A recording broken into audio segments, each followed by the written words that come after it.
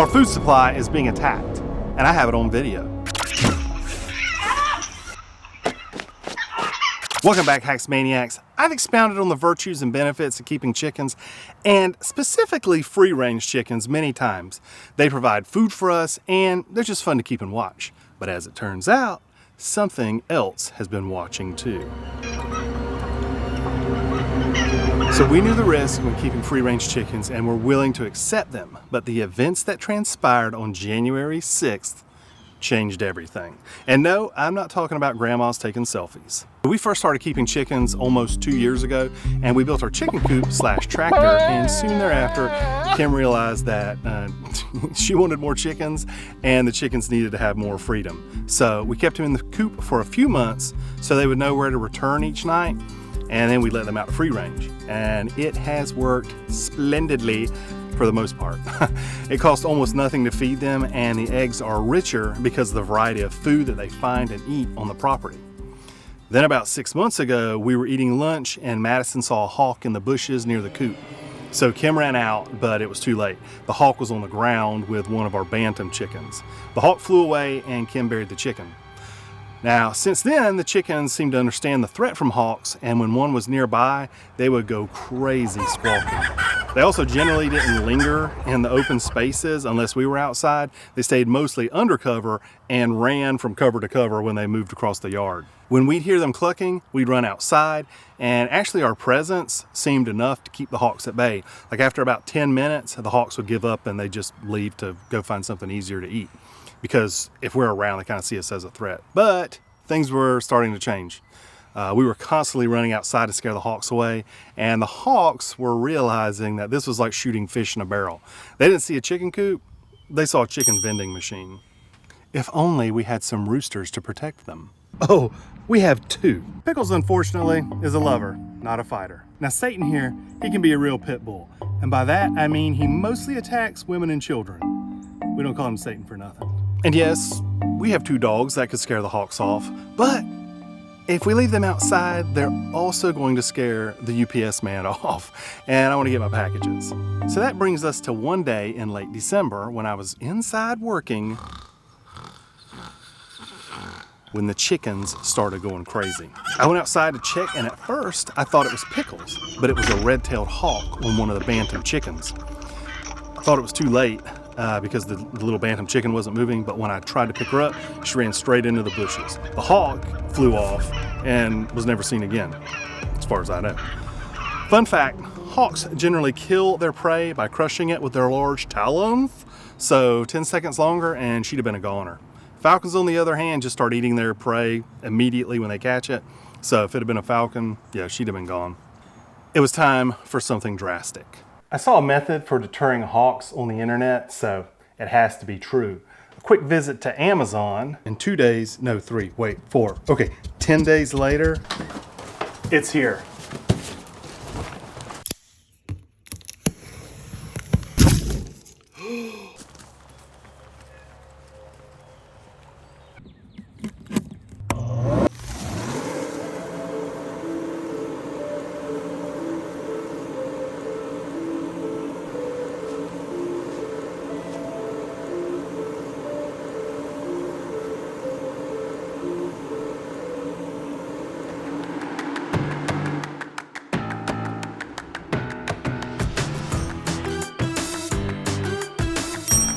I was never able to find out if the big dancing man could truly save our chickens though, because people kept stopping by the house trying to buy our cars. And honestly, he had a long cord and he wasn't waterproof, so he had to go. And this brings us to January 6th. Listen, Kim made me promise I wouldn't show this video because she looks and sounds crazy in it, okay? So anyway, here's hoping that she doesn't see it. Kim just happens to be going outside when she spots the hawk. And right here, she turns on her ninja speed.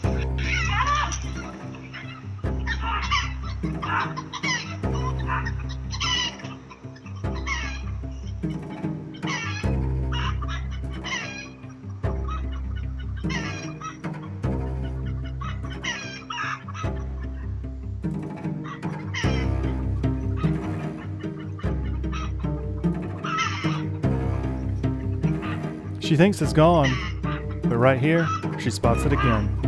She uses her angry hawk voice to scare it away. You can see it fly up into the trees right here. They're back. This hawk, he's not like the others.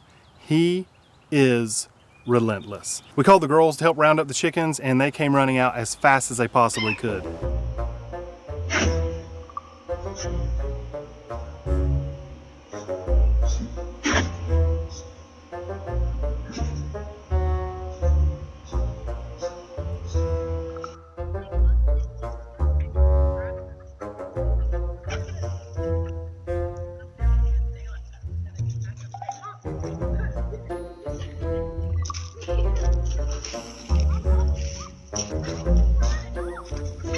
Now, chickens are smart enough to take cover in the bushes, but not smart enough to go back in their coop. It's like herding cats, so we gave up. But I saw him, he flew back there and then swooped down. He's somewhere in that area. We actually spent most of the morning trying to spot the hawk and just being present, thinking he would give up like every hawk before him. We have never had a hawk be so determined before. We kept finding him in different spots and watching him fly over us. It became abundantly clear he was hungry. Of course, of all days, we had an appointment we had to keep. So Kim and I left while Cameron kept an eye on the chickens. We just had to hope for the best. You can see in the security cam footage that Cameron kept checking while we were gone, and she could tell something was going on, but she couldn't find anything. When we pulled in the driveway, the hawk was in the bushes right beside us. This is like unbelievable. And in one last act of defiance, he squirts a massive dump and flies off. Not a good sign.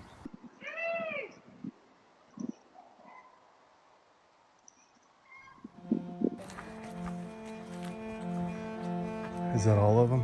I hope so. I can go in there and count. It wasn't all of them.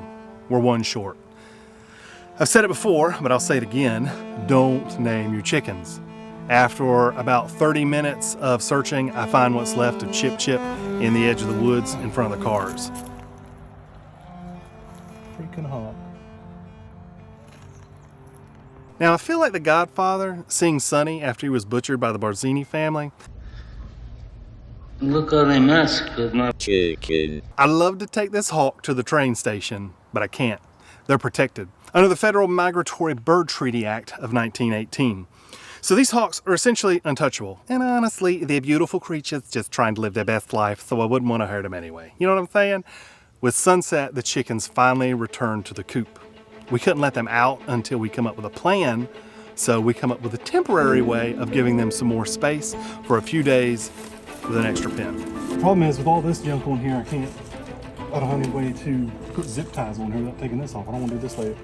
But can we just staple it for now? And then... No, put no staples in the face of this thing.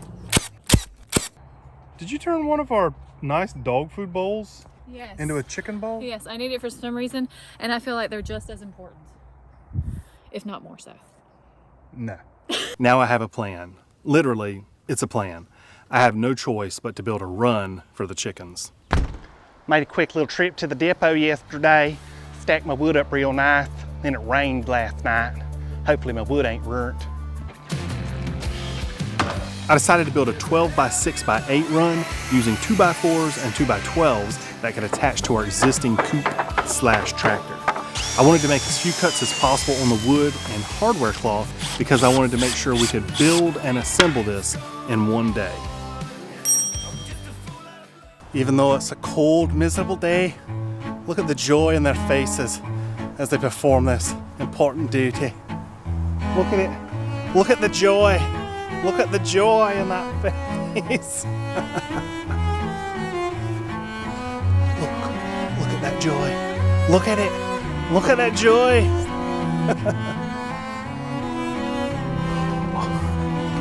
Last one. Look at it. Look at the joy.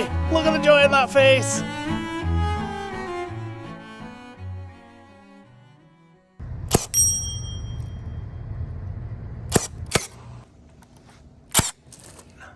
Look at that smart little monkey. I'm down to needing just like 3 more pieces of hardware cloth to finish this out. I need this piece, and this piece. And this is how much I have left.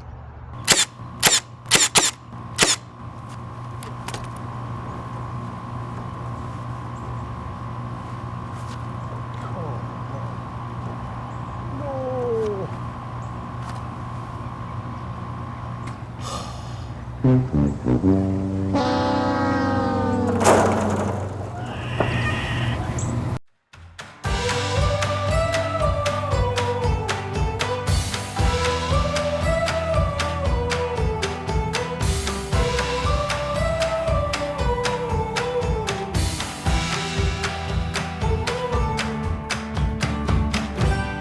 ready, dear?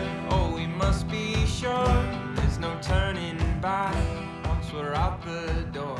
Leave your message here on the telephone. Anywho, here we are completed with all the luxuries for a modern chicken. 4 inches of fresh wood chip base to keep the stinks away. Natural perches to keep the bumblefoots away. Potted plants for ambiance and shade.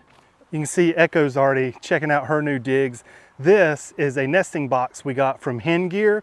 And a lot of people ask me in the other videos that I've done on chickens, how do you keep the chicken poop off of eggs when you want to preserve the eggs? This is an awesome way to keep the chicken poop off your chicken eggs, because what happens is they go in the nesting box and they lay their egg up inside here. The egg falls down to here. Can I open this up? Can I get you off there? Sweet little Echo. You have a roosting bar right here that at night you can put that up to keep them from going inside here and pooping inside. But you also lift that up to reveal eggs. They lay the egg up top and it rolls down to the bottom. And then there's also this curtain here that keeps the chickens from coming up underneath here to mess with the egg. So you can put this on the front or the back. Anyway, I think it's pretty cool. If you're interested, I'll put a link to this in the description. And there's our blue egg. That's not Echo's egg, by the way. She's a bantam chicken. She doesn't lay eggs that big. Now, you might be surprised that I would give up that easily on free-range chickens. Well, don't be, because I'm not giving up on it. This just buys me time until spring when I can figure out a more permanent solution. Probably nets or something that are going to be up and cover this whole area. I still believe that free-range chickens are the healthiest, happiest chickens, and I believe they produce the best eggs. But I do have another thought, like, what if we just totally gave up on chickens altogether and sided with the hawk? Could a hawk provide us with all the food we need? Yeah, check this video out right here and see what I'm talking about.